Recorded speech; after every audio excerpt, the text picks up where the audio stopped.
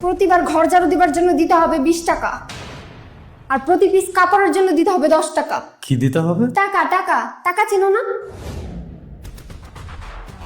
টাকার কথা জীবনে প্রথম শুনলে? না, প্রথম তো শুনলাম না, কিন্তু টাকা কাকে দেব? কাকে দিবে মানে? তোমার ঘরকে ঝাড়ু দেয় কেন তুমি? তো টাকাটা কাকে দিবে? তোমার নানুকে?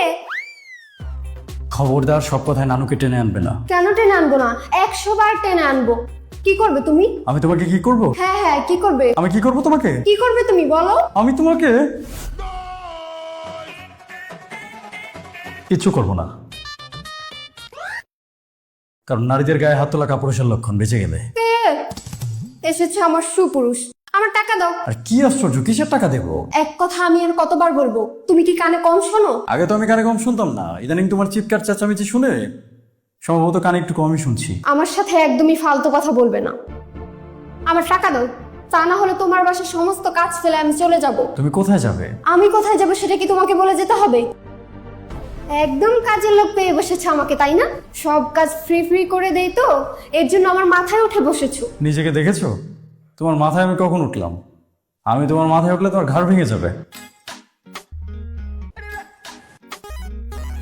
তুমি কিন্তু এখন ঝাড়ুর বাড়ি খাবে। আর না, ঠিক আছে, আমি যাচ্ছি। তাই যাচ্ছ কোথায়? আমার কথা শুনে যাও। ঠিক আছে, বলো, শুনছি। প্রতিবার রান্নার জন্য আমাকে দিতে হবে 100 টাকা। 100 টাকা? হ্যাঁ, শুধু রান্নার জন্য? 100 টাকা। খুবই ভালো একটা প্রস্তাব তুমি দিয়েছো। তোমারও তো টাকার প্রয়োজন আছে, তো ব্যাপারটা কি শুধু মুখে মুখেই থাকবে? মুখে মুখে থাকলে তো তুমি একসময় ভুলে যাবে, তখন আবার টাকাটা তুমি পাবে না। আমি বলি কি, হিসেবটা আমি কোনো একটা খাতায় লিখে রাখি। খাতায় লিখে রাখবে মানে? লিখতে লিখতে ধরো এক সময় অনেক টাকা তোমার জমা হয়ে যাবে। বছর 30 পর একসাথে অনেকগুলো টাকা তুমি আমার কাছ থেকে নিতে পারবে। তখন কিন্তু তুমি আমার চেয়ে ধনী হয়ে যাবে, কি বলো? আমাকে ঠকানোর প্ল্যান করছো, তাই না? না মানে, হিসেবটা যদি খাতায় ঠিকঠাক মতো না লেখা থাকে, ঘরের এত কাজ, পরবর্তীতে হিসাবে গোলমেল লেগে যাবে না? তখন তো টাকাটা তুমি আবার ঠিকঠাক মতো পাবে না। তোমার ভালোর জন্যই বলছিলাম। লেখা শুরু করব? তোমাকে আমি হারে হারে চিনি। প্রতিদিনের কাজের টাকা প্রতিদিন দিতে হবে। ও বলো কি, তাই নাকি? মাস চুক্তিতেও দেয়া যাবে না? না না, মাসের ধার আমি ধারি না, দিনের টাকা দিনে দিতে হবে। বাজারটা শেষ করে আসি, তারপর তোমার সাথে এই বিষয়ে কথা বলবো। তুমি কি মনে করেছো আমি তোমার সাথে মশকরা করছি? তুমি করছো না? আমার শেষ কথা শুনে রাখো। তুমি যদি আমাকে আমার কাজের টাকা না দাও, আমি কিন্তু এ বাসার আর একটা কাজও করব না। আমি না বুঝতে পারছি না, আমি এতক্ষণ ভাবছিলাম তুমি আমার সাথে মজা করছো, কিন্তু এখন তো দেখছি তুমি সিরিয়াসলি আমার কাছে টাকা চাইছো। তুমি এখন ঝাড়ু দেওয়ার জন্য, কাপড় কাচার জন্য, রান্না করার জন্য আমার কাছ থেকে টাকা নেবে? এটা কেমন কথা? এটা খুবই ভালো কথা। এরকম আরো কত শত কাজ পড়ে আছে যেগুলোর হিসাব আমার তোমার সাথে করতে হবে। সমস্ত কাজের লিস্ট আমি বানাচ্ছি, আমার দিনের টাকা দিনেই বুঝিয়ে দিতে হবে। লন্ড্রিতে গিয়ে একটা শার্ট ইস্ত্রি করলে তাকেও টাকা দিতে হয়, আর আমাকে টাকা দিবে না?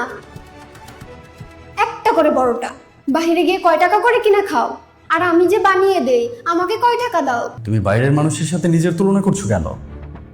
বাইরের মানুষ তো টাকা নেবেই, কারণ সে টাকা নিয়ে তার নিজের সংসার টাকা চালাবে। আমিও তো একটা কোম্পানিতে জব করি, সেখান থেকে আমি স্যালারি কেন নিই? যাতে আমার সংসারটা আমি ঠিকঠাক মতো চালাতে পারি। প্রত্যেকটা মানুষই উপার্জন করে তার সংসারের জন্য। এখন বাইরে থেকে এত কষ্ট করে উপার্জন করে নিয়ে আসার পর সংসারের ভেতরের মানুষেরা যদি টাকা চাইতে শুরু করে, তাহলে সংসারটা চলবে কিভাবে? তোমার সংসার, তোমার সংসারে তুমি কাজ করবে, এটার জন্য যদি তোমাকে আবার আলাদা করে টাকা দিতে হয়, তাহলে তো সংসার চালানো মুশকিল হয়ে যাবে। মুশকিল হলে হবে, আমি আর তোমার কাছে ঠকতে চাই না। এই সংসারের সমস্ত কাজকর্ম তুমি নিজের হাতে করছো, তার বিনিময়ে আমি তোমাকে কোনো টাকা দিচ্ছি না। এজন্য তোমাকে ঠকানো হচ্ছে। হ্যাঁ অবশ্যই ঠকাচ্ছ, দিনের পর দিন আমাকে ঠকাচ্ছ। সমস্ত কাজ আমাকে দিয়ে ফ্রিতে করিয়ে নিচ্ছ। উপার্জনের পাশাপাশি সংসারের আরও অনেক কাজ তো আমি করি। তোমার যেমন 10টা কাজ আছে, আমারও 10টা কাজ আছে। তুমি যেমন রান্না করো, আমাকেও বাজার করতে হয়। আমি তুলনা করছি না, আমি শুধু বলছি যে কাজ তো আমিও করি।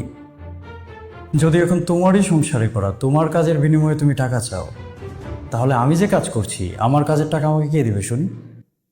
তুমি শুধু তোমার হিসেবটাই জানো, আমার হিসেবটা করার প্রয়োজন বোধ করছো না। এটা কি এক ধরনের স্বার্থপরতা হয়ে গেল না? তোমার কম্পিউটার শেখার ইচ্ছা ছিল, আমি তোমাকে শেখার ব্যবস্থা করে দিয়েছি। আমি আমার সারা জীবনের সমস্ত উপার্জন দিয়ে তোমার জন্য একটা বুটিক শপ চালু করার ব্যবস্থা করছি। সেটা আমি না করলেও পারতাম। আমি জানি সংসারে তোমার অনেক কাজ, অনেক কষ্ট তোমাকে করতে হয়, কিন্তু কষ্ট তো তুমি একা করো না। সকালবেলা যখন আমাদের নাস্তা বানানোর জন্য তোমাকে ঘুম থেকে উঠতে হয়, তখন কিন্তু আমাকেও ঘুম থেকে উঠতে হয় অফিসে যাওয়ার জন্য। এমনটাও তো হচ্ছে না যে সব কাজ শুধু তুমি একাই করছো, আমি কিচ্ছু করছি না। আমরা দুজনেই দুজনের জায়গা থেকে কাজ করে যাচ্ছি। সেই হিসেবে দুজনের প্রতি দুজনের শ্রদ্ধাবোধটা তো থাকতে হবে, তাই না? আমি যেমন তোমার কাছে হুট করে আমার করা কাজের বিনিময়ে টাকা চেয়ে বসতে পারি না, তুমিও তো পারো না। টাকা দিলেই কি সব কাজ হয়ে যায়? আমি আর একসাথে এতগুলো কাজ করতে পারবো না। তুমি কি মানুষকে দিয়ে এতগুলো কাজ করাতে পারবে? আর টাকা দিয়ে করালেই কি তারা এত ভালো করে কাজ করবে? না, একদমই করবে না। তোমার মতো করে কেউ করবে না, কারণ এটা তোমার সংসার, তোমার পরিবার। তোমার মতো করে অন্য কেউ কেনই বা করতে যাবে? কিন্তু সবকিছুর পরও তুমি যদি তোমার দায়িত্ব পালনের জন্য টাকা চেয়ে বসো, এটা হবে তোমার অন্যায় আবদার। তুমি কি বলতে চাইছো বলো তো? আমাকে টাকা দেবে না তুমি? ঠিক আছে, তুমি যেহেতু এত করে বলছো, আমি তোমার করা কাজের বিনিময়ে তোমাকে পারিশ্রমিক দেব। তুমি যতটা চেয়েছো ততটাই দেব, কিন্তু তার বিনিময়ে এখন থেকে তোমার নিজের ভরণ পোষণ তোমার নিজেকেই করতে হবে। কি করতে হবে? বুঝতে পারছো না? তোমার খরচগুলো তোমার নিজেরই চালাতে হবে। মানে কি? কেন বুঝতে পারছো না? আমরা যে বাসাটাতে থাকি, বাসার ভাড়া কত? 18,000। এখন থেকে এই 18,000 টাকা বাসা ভাড়া, 9,000 টাকা তুমি দেবে আর 9,000 টাকা আমি দেবো। আর আমাদের বাজার খরচ প্রতি মাসে কত টাকা আসে? ধরো আনুমানিক 15,000 টাকা। ওখান থেকে 7,500 তোমার, 7,500 আমার। ইলেকট্রিসিটি বিল, গ্যাস বিল, মানে যাবতীয় যত খরচ আমাদের আছে সবই হাফ হাফ হয়ে যাবে। কি বললে?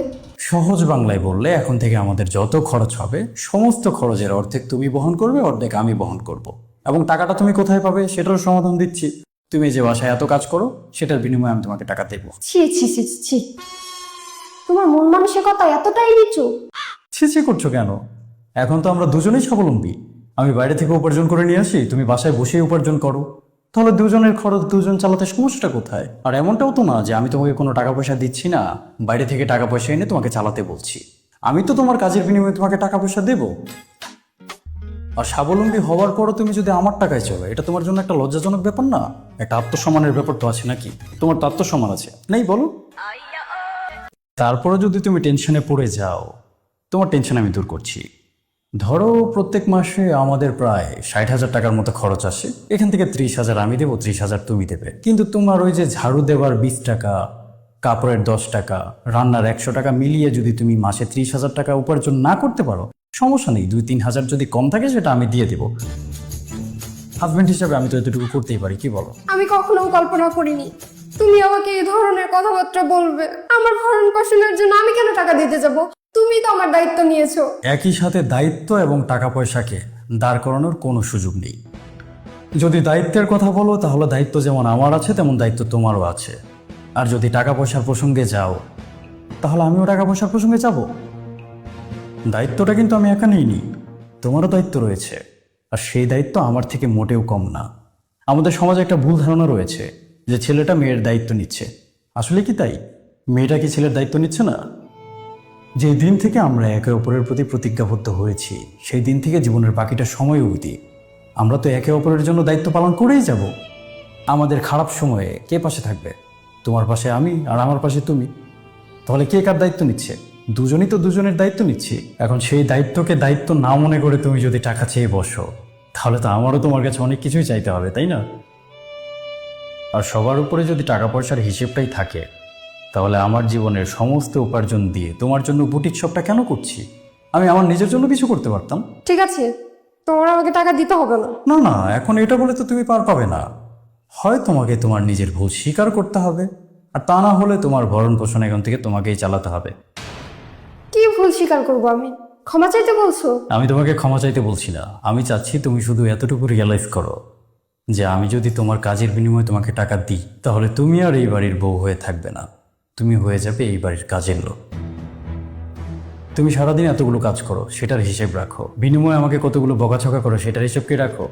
কাজের লোক তো আর আমার সাথে এইভাবে কথা বলবে না। আর টাকা দিয়ে যদি কাজ করাতে হতো, তাহলে কোনো পুরুষই তার স্ত্রীকে দিয়ে কাজ করাতো না। বাসার 10 ধরনের কাজের জন্য 10 ধরনের লোককে ভাড়া করে নিয়ে আসতো, টাকা দিয়ে তাদেরকে দিয়ে কাজ করিয়ে দিন শেষে বিদায় করে দিত। বিনিময়ে অন্তত বউয়ের এত বকাঝকা তো তাদের আর শুনতে হতো না। এই যে তোমার কোনো একটা আবদার পূরণ না হলে তুমি কাজ করা বন্ধ করে বসে থাকো, বাইরে থেকে কাজের লোক নিয়ে আসলে কি সেটা হবে? তার কোনো আবদারকে আমাকে পূরণ করতে হবে না, তাকে টাকা দিব, সে কাজ করবে। এই যে এখন সব কাজ তুমি করো, তোমার সাথে আমার মতামতের যদি মিল না হয়, আমার বিপদ হয়ে যায়, তুমি রান্না বন্ধ করে দাও। কিন্তু বাইরে থেকে যদি লোক নিয়ে এসে রান্না করাই, আমার কি এই সমস্যাটা হবে? হবে না। প্রতিদিন তুমি এই বাসার এত এত কাজ করো, আর আমি এই বাসার প্রত্যেকটা মানুষের জন্য উপার্জন করি। কেন করি জানো? আমরা দুজনেই এই কাজগুলো করি, কারণ আমরা দুজনেই এই কাজগুলো করার দায়িত্ব নিয়েছি। আচ্ছা ঠিক আছে, ভুল হয়েছে। আর বাকিটুকু, আর বাকি কি? বাকি ছোট্ট আরেকটা কথা আছে যেটা তুমি এখনো বলনি। ঠিক আছে, ক্ষমা করে দাও। আর এসব বলবো না। আর না না, ঠিক আছে, ক্ষমা চাইতে হবে না। নিজে চাইতে বললা, আবার বলছে চাইতে হবে না। তোমার যদি এমনি কোনো প্রয়োজনে টাকার দরকার হয়, তুমি তো আমাকে সরাসরি বললেও পারতে। এমনি এমনি চাইলেও তো আমি তোমাকে টাকা দিতাম, তাই না?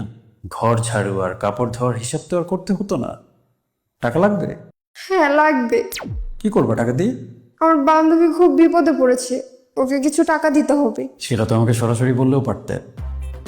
কত টাকা লাগবে? একটু পরে আমি তোমার বান্ধবীকে পাঠিয়ে দিব, ওকে বলে দাও। আচ্ছা ঠিক আছে। আর কখনো এরকম উল্টাপাল্টা কথা বলবে? না না, আর কখনো বলবো না। এই যে কানে ধরেছি। কানে ধরলে কিন্তু তোমাকে সুন্দরই লাগে। তুমি সারাদিন এভাবে কানে ধরে থাকতে পারো না? যা তো তুমি।